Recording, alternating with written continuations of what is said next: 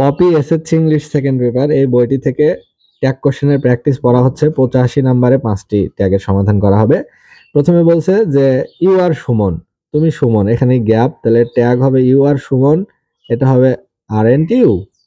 তারপরে আছে your father's name is Zahid, তোমার বাবার নাম জাহিদ, তাহলে your father's name is Zahid, তাহলে ইজন্ট ইট।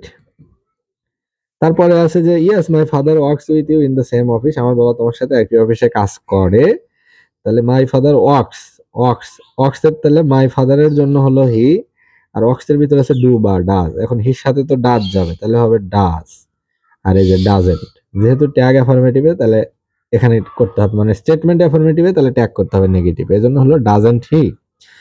এরপরে আছে he always talks about you, সবসময় সে তোমার সম্পর্কে কথা বলে, তাহলে এর ট্যাগ হবে ডাজেন্ট হি, ডাজেন্ট হি।